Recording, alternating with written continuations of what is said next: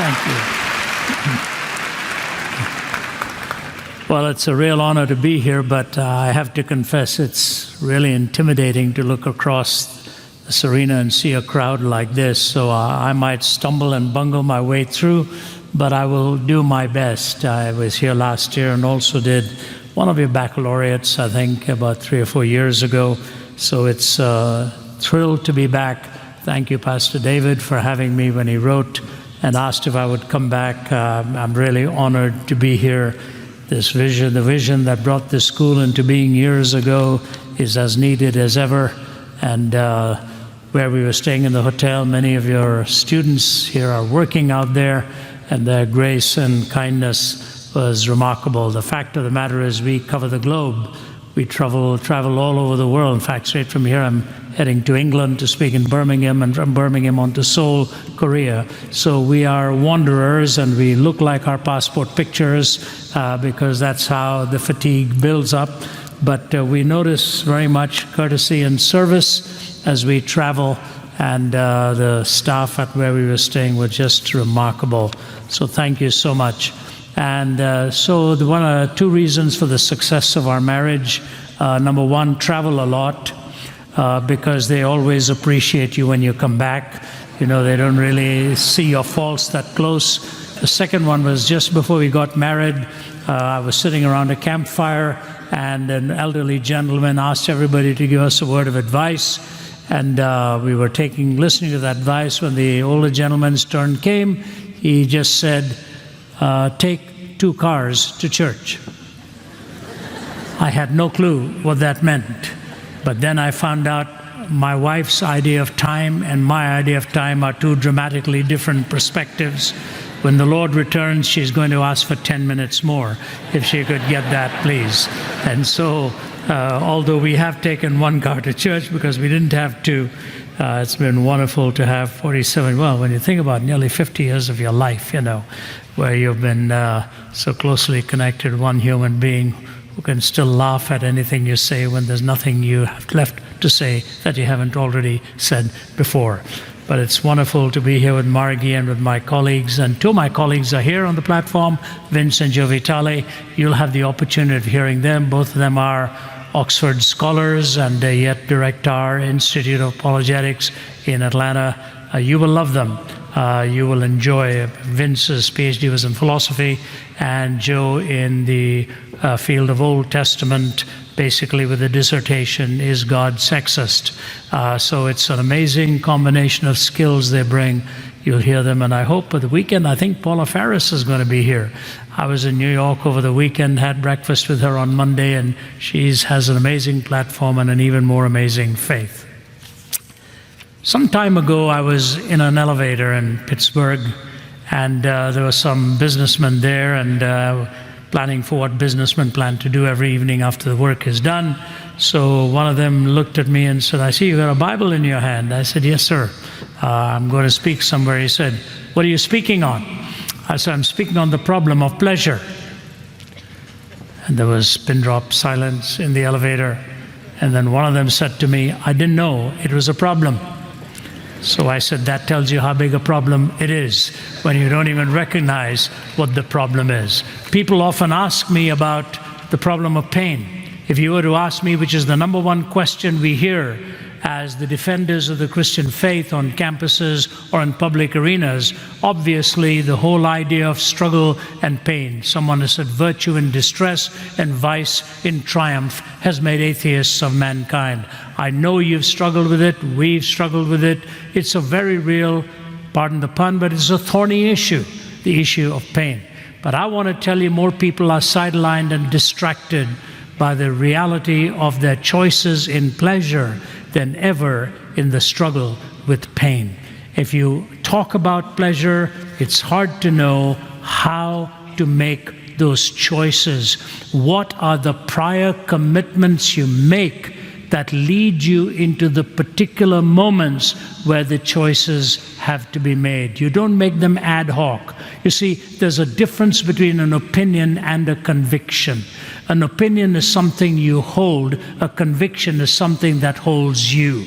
That which directs you through the gripping of your very conscience. And Solomon is the one who wrote these words, and I would like to read them for you, coming to us from Ecclesiastes chapter 2, verses 1 to 11. And I'll hold on to that before it knocks anybody off. It'll stay there, I think.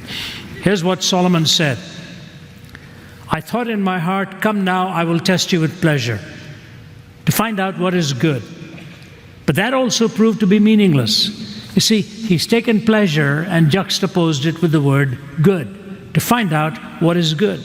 But that also proved to be meaningless. Laughter, I said, is foolish. And what does pleasure actually accomplish? I tried cheering myself with wine and embracing folly, my mind still guiding me with wisdom. I wanted to see what was worthwhile for men to do under heaven during the few days of their lives. I undertook great projects. I built houses for myself and planted vineyards. I made gardens and parks and planted all kinds of fruit trees in them. I made reservoirs to water groves of flourishing trees. I bought male and female slaves and had other slaves who were born to my home, in my house. I also owned more herds and flocks than anyone in Jerusalem before me.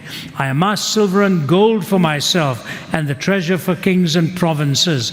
I acquired men and women singers and a harem as well, the delights of the heart of man. I became greater by far than anyone in Jerusalem before me. In all of this, my wisdom stayed with me. I denied myself nothing my eyes desired. I refused my heart no pleasure. My heart took delight in all of my work, and this was the reward for all of my labor. Yet, when I surveyed all that my hands had done, and what I had toiled to achieve, everything was meaningless, a chasing after the wind. Nothing was gained under the sun. To you, I want to understand a phrase here, because it just rolls over with the English words under the sun. What Solomon is really talking about is a Hebraism. If you're living in a closed system, if a transcendent input has been locked out, you don't have that direction coming, and you're in this hermetically sealed environment of the here and now. What is worthwhile to do in that kind of environment? How do we find out what is good if there's no input into your life and mine? And may I suggest to you that the fact is, this is a doctrine we need to understand. Because once upon a time, you had to go to places of pleasure. Now pleasure finds you and me. If I were to tell you what is the most surprising and now unsurprising question that we are asked, and it's coming from people younger and younger, 12, 13, 14, the question that is asked so often now, as a young man or woman walks up to the microphone, what is the purpose of my life? Why don't I have the right to commit suicide and take my life? And as one myself, who at the age of 17 attempted that, and remember so well lying in my bed in Delhi, staring at the ceiling, thinking how empty my life had been, how hopeless, and now even worse, failing not only to live, but now failing even to learn how to die. I had asked that question till I gave my life to Christ at the age of 17, having given a Bible that I had never owned before. So this question of pleasure is real. A young man just a couple weeks ago was talking to me on the phone, 18 years old, asked by his father to me, would you please call my son? He's struggling with suicide. So I picked up the phone and called this young man. And I asked him a simple question. I said, how long have you been struggling with something like this? I expected him to sort of stammer and stutter a bit and mutter around and think back. He said, it all began when I got into pornography. I said, really? He said, yes. I said, how old were you? He said, 8. That caught me completely by surprise. 8 years old, so you're talking about 10 years ago, just at at the turning of this new century, this little guy got his hands into something that was wreaking havoc with his imagination and planting desires that no one person in this world could fulfill and satisfy, and therefore started struggling with taking his own life. A psychologist, I was mentioning last night speaking to the pastors here in town, that a psychologist has come out with a staggering statement, and here's what she says. She said the desire for suicide is the newest sexually transmitted disease. She doesn't mean literally, she means figuratively, because once you have enjoyed what was reserved by God for the years to come in the consummate expression of marriage, has now already been experienced by a little one who cannot process it, of having something without having any commitment to anybody. And so the desire to end it all, no future, no hope, it's a very real thing. One of my favorite essayists, F.W. Borum, to whom I'm indebted for this outline, by the way, not the talk itself, but the outline, because I'll leave with you 3 principles before we are done. But here's what he says in one of his essays. Laughter, merriment, and fun were evidently intended to occupy a large place in this world. Yet on no subject under the sun has the church displayed more embarrassment and confusion. One might almost suppose that here we have discovered an important phase of human experience on which Christianity is criminally reticent, a terra incognita which no intrepid prophet had ever explored, a silent sea upon whose waters no ecclesiastical adventurer had ever burst, a dark and airy country upon which no sun had ever shone. One preacher tells us of the devout old Scotsman who on Saturday night locked up the piano and unlocked the organ, reversing the process last thing on the Sunday evening. The piano is the sinner, the organ is the saint. He went on to tell us how some would wax merry at the person who regarded table games as a gift from heaven, while billiards he deemed to be a stepping stone to perdition. The play we condemn, it is anathema to us. The same play, or a vastly inferior one, screened on a film, we delightedly admire. One Christian follows the round of gaiety with the maddest of the merry. Another wears a hair shirt and stars himself into a skeleton. One treats life as all a frolic, another as all a funeral. We swerve from the Scylla of aestheticism to the Charybdis of asceticism. We swing like a pendulum from the indulgence of the Epicurean to the severities of the Stoic, failing to recognize with the author of Ecce Homo that it is the glory of the Christian faith that, rejecting the absurdities of each, it combines the cardinal excellencies of both. We allow without knowing why we allow. We ban without knowing why we prohibit. We compound for sins we are inclined to by damning those we have no mind to. We are at sea without chart or compass. Our theories of pleasure are in hopeless confusion. Is there no definite doctrine of amusement? Is there no philosophy of fun? There must be. There has to be. But you know, I find that kind of oxymoronic, that one phrase, is there no doctrine of amusement? You never think of doctrine as something that's liberating. You think of it as something that's binding. You think of amusement as that kind of escapade into which you can find some freedom. The fascinating thing about the book of Ecclesiastes and the indulgences listed is that it was written by a man who had it all, Solomon. It is told that every day in his palace nearly 14,000 people were fed. He led that nation from the middle of its history to its peak and was instrumental in the beginning of its decline.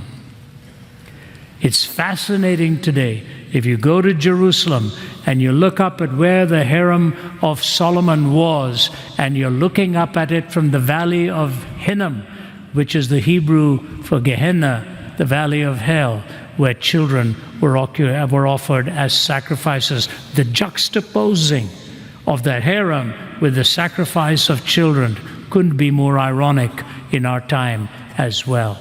So what is it? How do we find answers? I will have time to just give you 3 principles today and leave them with you. You know, Solomon's fascinating reality was that the man had written over 3,000 proverbs, over 1,000 hymns. He was artistic. He was a horticultural expert. So he's not just talking about crass pleasure. He talked about the enjoyment of the arts, all of these which have such aesthetic fulfillment for us. When the Queen of Sheba came and met with him, she made the most extraordinary comment. She said, not even half has been told about what this man knows. And yet, at the end, he brought the kingdom to ruin, and really, his own life completely had fallen apart. See, wisdom is not a theoretical knowledge of knowing what to choose. True wisdom is applying to do what is right. We hear so much politically today about right and left, right and left. We have forgotten there's an up and a down. It is that up and down that really gives us the GPS for the soul, the navigating of how we go through these maze of struggles. And take my word for it, when you traverse the globe and you're spending half your life in a hotel room, and you've done so for years, you know what the offerings are. You know what the seductions are. You know what the buzzwords are. You know what the allurements are. But you also know you had better have a pre-conviction and a commitment, or somebody is there to waylay you, because that's what the enemy of our souls is all about. And so I give you the 3 principles. All of them come to us really from the battlefield in real life. The first one comes to us from Judges chapter 7, and that one is this. Gideon is about to face a huge army with the Midianites. He doesn't know how he's going to handle this army. So he amasses his own young men to go and fight it. 32,000 of them, the best of the men. And God says to him, you've got too many. He says, how on earth can I have too many? Have you seen the Midianite army and their size? We're going to be encircled within minutes, and we're going to be slaughtered by them. God says, no, you've got too many. I want you to ask all of your soldiers which one of them is terrified, which one is fearful, and you remove them and go with the rest who are willing to take on this battle. 22,000 of them are gone. They say, Gideon, we just think this is a foolish battle. We just think we are not going to be able to fight it. So 22,000 are gone. He's left with 10,000. God says, you've still got too many. Now something happens that the soldiers are unaware of, what this test is really about. He takes them over to a river to bend down to have a drink of water as per the instructions of God.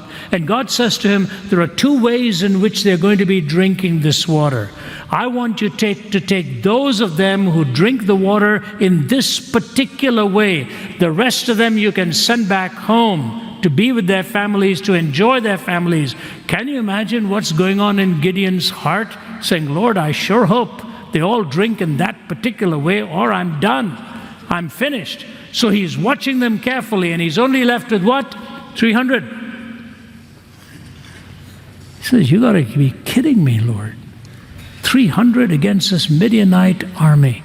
And so the first principle I leave with you is this. Listen carefully, please. Anything that refreshes you, without distracting you from, diminishing, or destroying your final goal in life is a legitimate pleasure. Anything that refreshes you, without distracting, diminishing, or destroying you from your final goal in life is a legitimate pleasure. In other words, the most important hidden truth here is to establish what your final goal in life is. What is your purpose? Once you've established purpose, you will know what is refreshing, contrarily, what is distracting, diminishing, or destructive. how critical it is for you as young men and women in this stage of your life, with the strength of body and mind and education, to establish what that purpose is. Schools have missions. Businesses have missions. Do we have a mission as individuals?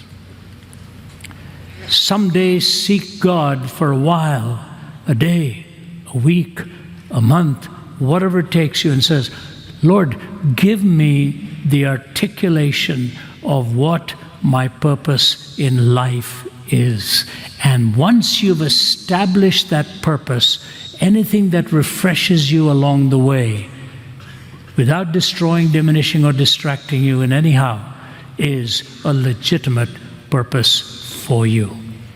I think this is a guideline and a marker that helps me to understand what it is that God really wants from me. You know, when I was a young teen and made my commitment, I remember my closest friend, who today happens to be my brother-in-law. We were at a meeting in a hill country in India, and there were about 40 or 45 of us sitting in that camp for that in the city of Missouri. And there we were listening to the message, and in the old terms that were used, we were given a call for total commitment, total dedication. You don't hear that too often now, but I remember hearing that. And the man who had done the speaking was actually the same man who had come to my hospital room with the Bible and led me to Christ. So here I'm listening to this message on total commitment. So I looked at my buddy next to me, and I said to him, what do you think? He said, let's go. So we both stood up, we both walked forward, we both knelt at the front, committed our lives to Christ in what we called a total dedication. When I got up, we saw most of the room had emptied and followed. There were a couple of young women who were still sitting, just like this in the back. I said, boy, that takes a lot of courage not to go with the flow. But I didn't think anything more of that, and just said, well, maybe one day the right time will come. So my brother-in-law, who was a nuclear physicist later in life, then gave that up to become a pastor. He and I were visiting Delhi some years ago. And one of those gals, the older of the two, her mother phoned us and said, Ravi, I hear you're in town. I said, how did you know that? I said, well, there was an advertising and all of that. She said, I haven't seen you now for over 20 to 30 years. I said, that's right. She said, my daughter is very critically ill. Would you be able to come and visit and just pray with her? I said, where do you live in Delhi? I found out. I said, you remember Sundar? She said, yes. I said, Sundar's with me too. She said, bring him along. So we both arrived. We walked into the house. I wasn't expecting what I was going to see. I walked into the house, and the mother welcomed us, and she said, my daughter is upstairs. So I said, okay, we'll come upstairs. She said, she's bedridden, she can't move. I said, oh my word. So we walked up, Sundar and I stood by her bedside. She was like this, completely gnarled, and cheeks sunken, and just looking up with her. And as soon as she saw Sundar and me, she just started to make strange sounds and almost choking on her own voice, but there were no words. And I just stared at her. I said to the mother, what happened? What happened here? And she said, well, we didn't have a happy home, we didn't have a happy family. And we got into an argument one day, and she locked herself in a bathroom door with some of the prescription medication. And this is all we have left. And I couldn't hold back the tears. But the picture that came to my mind was, as a young teen, when the option came, there was going to be a resistance. Now, I know there's never a one-on-one equation to everything, but I want you to know, well, there may be some unexplainable things. The question that came to my mind was this: what are you doing in this condition? What are you doing here? And so, to you young men especially, I want to say this: where your feet take you, what books your hands open, what your mind is entertained with, ask yourself before you go there, what am I doing here? What am I doing in this situation? What am I doing in this condition? You see, not everything that is fatal is immediate. Not everything that is fatal is immediate. So I would say to you, establish your purpose in life. Take a verse of Scripture, take a passage of Scripture, take a chapter, and etch it down somewhere, write it down to remind you, this is my goal, this is my purpose. John Wesley transformed the known world of his time. He preached 40,000 sermons in his lifetime. He traveled 250,000 miles by horseback. He worked with over 15 different languages, had over 600 different publications. At the age of 83, he was angry with his doctor because his doctor wouldn't let him preach more than 14 times a week. At the age of 86, in his journal were written these words, laziness is slowly creeping in. There's an increasing tendency to stay in bed after 5:30 in the morning. Now, to console myself, I said, what time did he go to bed? But one day he looked at his mother, Susanna, who raised 19 children. She herself came from a family of 29. Yeah. I have 5 grandkids. After they leave our home, Margie and I just stare at each other and say, what just happened here? Imagine having 19 children, but she raised 2 geniuses in John and Charles. And one day John Wesley was not a very tall boy, but traveled hundreds of thousands of miles by horse. They said he was the earliest version of the Sermon on the Mount, traveling all over the place. He looked at his mother and said, give me a definition of sin. Give me a definition of sin. She said, John, whatever weakens your reasoning, impairs the tenderness of your conscience, obscures your sense of God, or takes away your relish for spiritual things. In short, if anything increases the authority and the power of the flesh over the spirit, that you become sin, however good it is in itself. Whatever weakens your reasoning, impairs the tenderness of your conscience, obscures your sense of God, takes away your relish for spiritual things. In short, if anything increases the authority and the power of the flesh over the spirit, that you become sin, however good it is in itself. What a definition. What a product.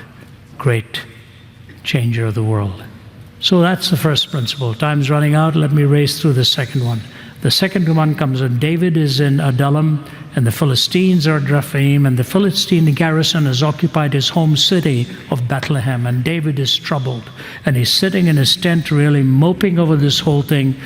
A handful of his best warriors come to him and said, David, you're down today. Can we do something for you? He said, I'm longing for a drink of water from my well in Bethlehem.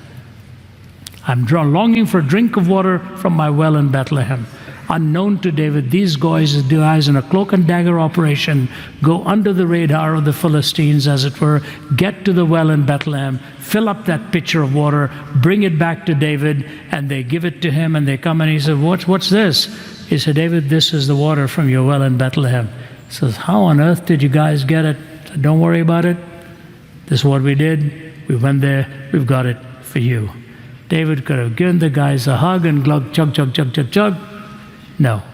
David is about to take a drink out of it. He said, no, can't do this. You guys have risked your life to do this for me.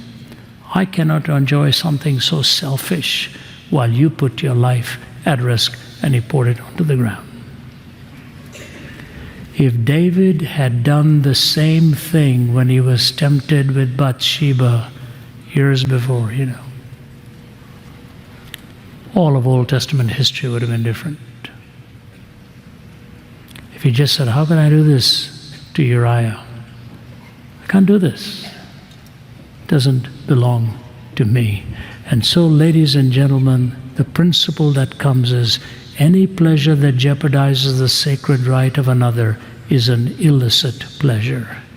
Any pleasure that jeopardizes the sacred right of another person is an illicit pleasure. We cannot use people for our own pleasure. We are meant to love people and use things. Instead, we've ended up using people and loving things. Always look at an individual as a person created imago Dei, person created in the image of God. So we have it. Establish your purpose. Any deviation from that turns out to be an illegitimate pleasure. Number 2, any pleasure that jeopardizes the sacred right of another is an illegitimate pleasure, which brings you to the last one, which is the easiest to understand. Solomon says, if you find honey, eat just enough of it, too much of it, and you will vomit. Not the most aesthetic verse in Holy Writ, but he says, you find honey, take it, but too much, and you'll vomit. Here's the final one. Any pleasure, however good, if not kept in balance, will distort reality or destroy appetite. Any pleasure, however good, if not kept in balance, will distort reality or destroy appetite. In other words, ladies and gentlemen, lead a balanced life. There is a time to study, there is a time to have fun and to play. There is a time to pray, there's a time to walk up and just go and take a stroll for the enjoyment of the body, whatever. There's a time to go to the temple, there is a time to leave the temple. There is a time to laugh, there is a time to mourn. Find a life that is balanced, because that is the most difficult thing to attain in your life and mine. It's so easy to become a workaholic, so easy to drive at a pace that can ultimately be destructive to you and to me. Let me give you some applications and bring this to a close. Number 1, all pleasure must be bought at the price of pain. All pleasure must be bought at the price of pain. The difference between false pleasure and true pleasure is this: for the true pleasure, the price is paid before you enjoy it. For the false pleasure, after you enjoy it. For true pleasure, you pay the price before, with sacrifice, with resistance. False pleasure, you pay the price afterwards and say, what have I actually done? Number 2, the second principle I leave with you is this: meaninglessness, says Chesterton, listen carefully, does not come from being weary of pain. Meaninglessness comes from being weary of pleasure. Meaninglessness does not come from being weary of pain. Meaninglessness comes from being weary of pleasure. And the last one I'll leave with you is this: the ultimate pleasure that you can find is when you know the discipline and the delight of worshiping God in spirit and in truth. See, the Greeks created the university for what purpose? To find unity in diversity. That's why they created the universities.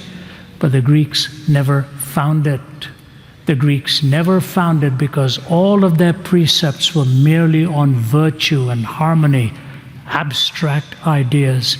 It was left to the Hebrews to remind us that we don't find it just in ideas, we find it in our relationship with God. He is the source of all truth. He is the source of all wisdom. And what you're really looking for ultimately is a relationship with your Creator, the one who made your DNA for Himself, and your heart will be restless until you find your rest in Him. Some years ago, an Olympic medalist came from miles away to visit me. Muscles like watermelons, bulging out of his body, sitting across the table. When I looked at him sitting at the table there, I thought to myself, goodness, I didn't know they made trousers this size. And so he's sitting across me with my unenviable musculature. I'm sitting there watching him. I looked at him and said, what brings you here? He said, I've heard your story on the air and I listened to you on the air.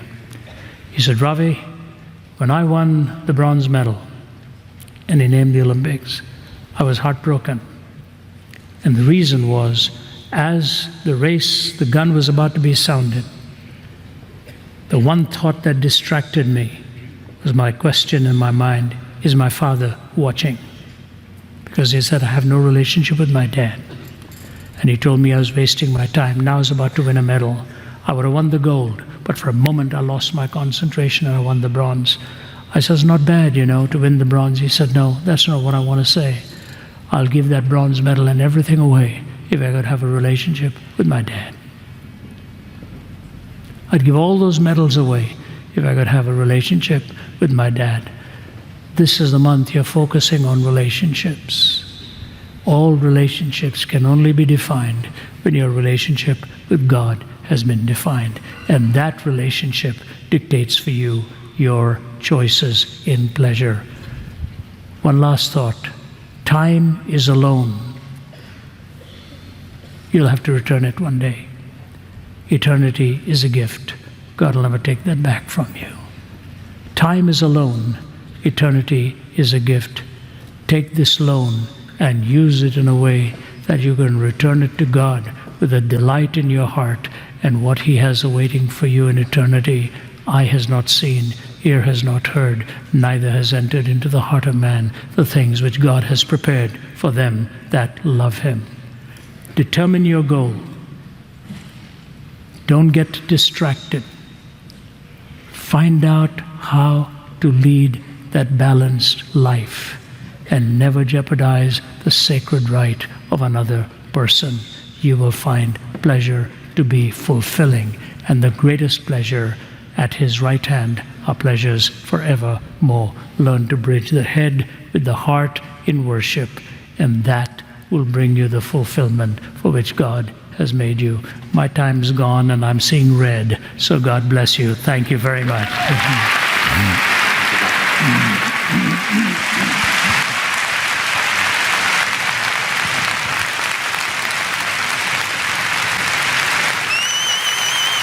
Amazing. Thank you, sir.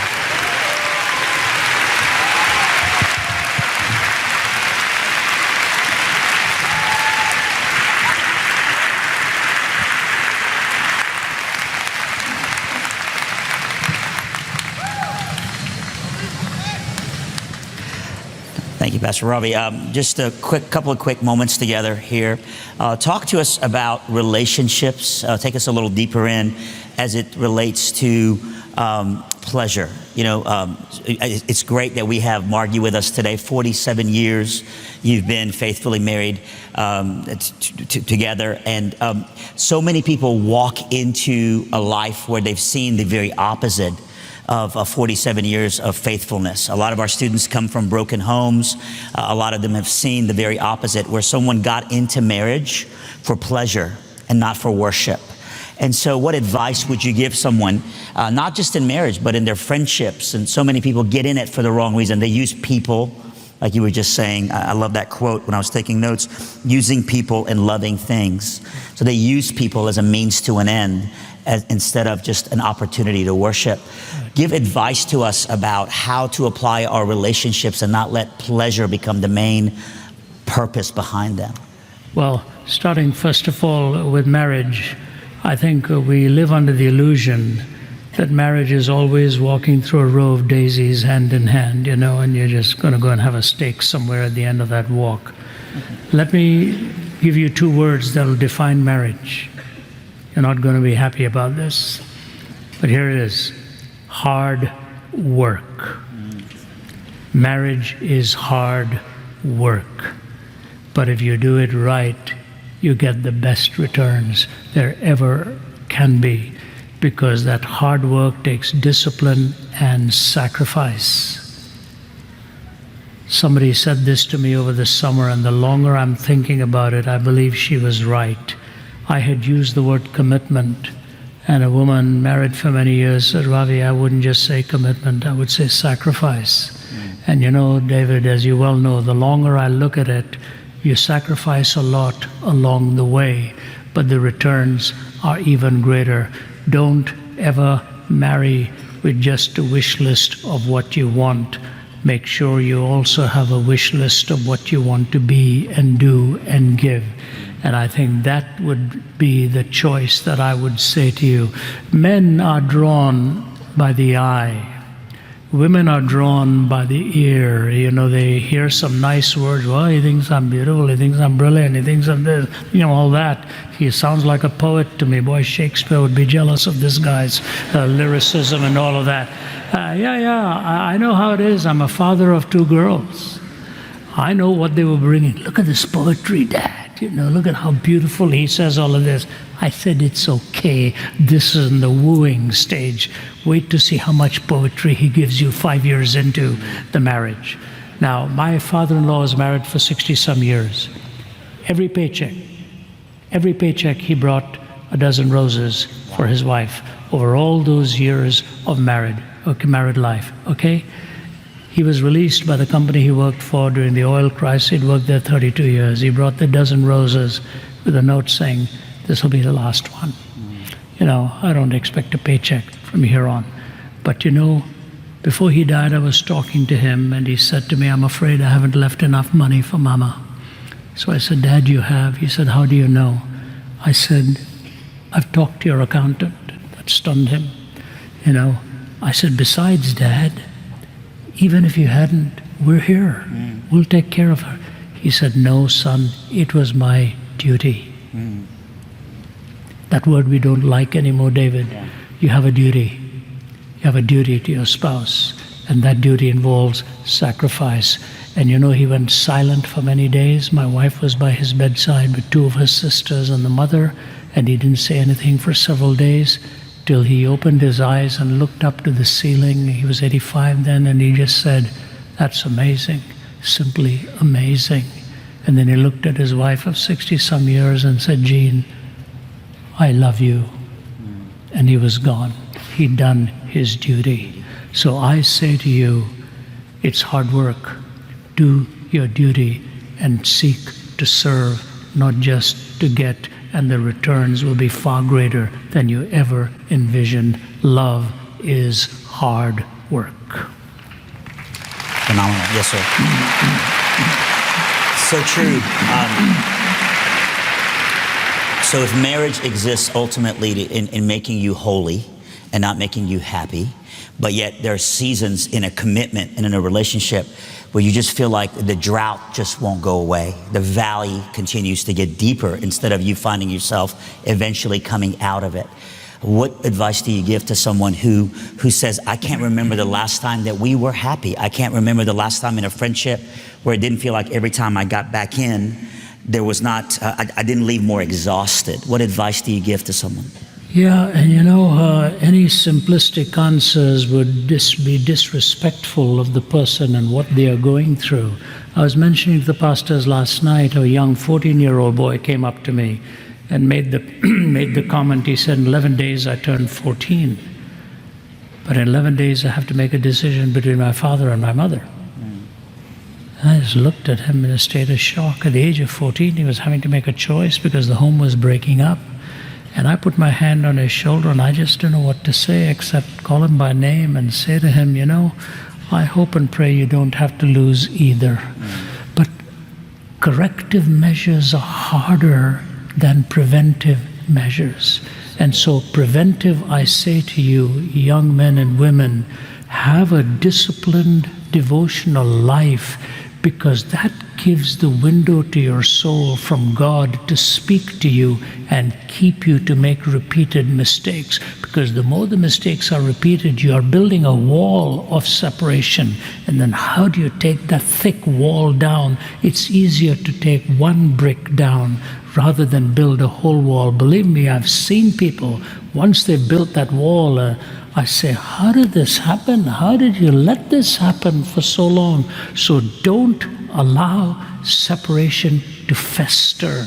Don't allow that sense of distance to build and say, I'm going to wait till she says I'm sorry, or till he says I'm sorry. Your responsibility before God and my responsibility before God is simply this. Please tell me what I have done wrong, and I will say to you, I'm sorry for that. Here's what I think, but if I've not got it all, you tell me. And you have to know this is the wife or the husband of your youth. They give up everything for you and walked the path of life with you. Don't let a handful of disappointments break up that initial love and trust. Love needs nurturing. Don't allow distance to be built. And by the way, that's true not just of marriage, it's true of your friendships too. Yeah. If you feel wronged by a friend, go over and sit down and say, look, I love you.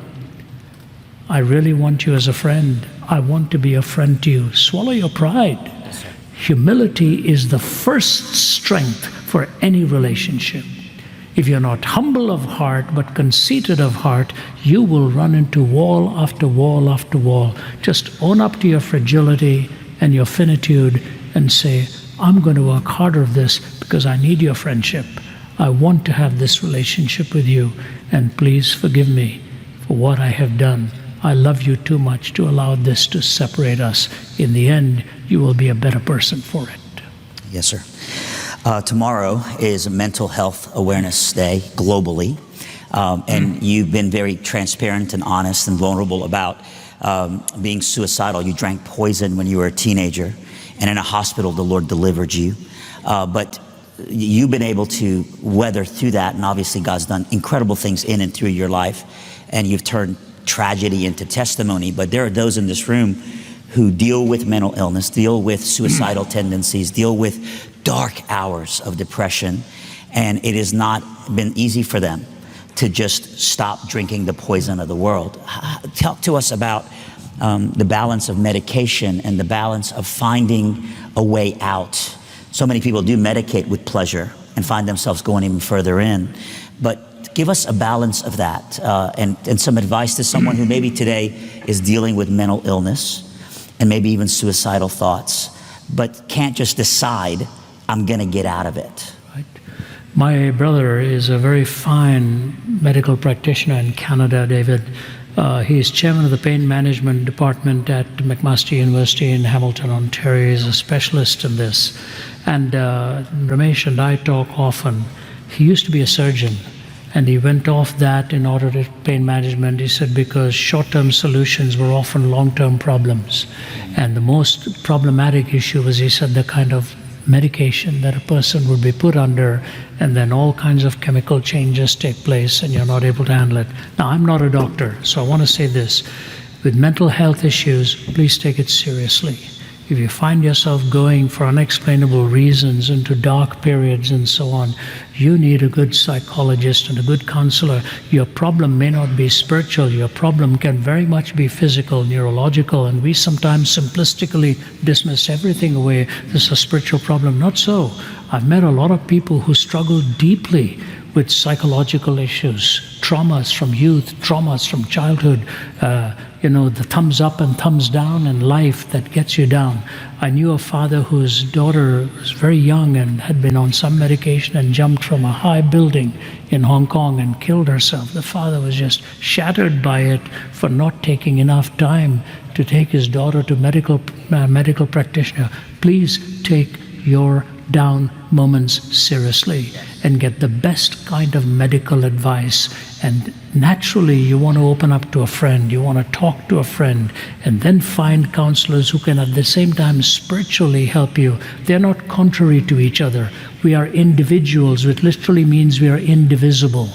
We cannot be broken up and compartmentalized. There's the spiritual dimension of it, there's the neurological and psychological dimension. See, my issue was different, David. I was a failure. I had reason to be down. I was not doing very well.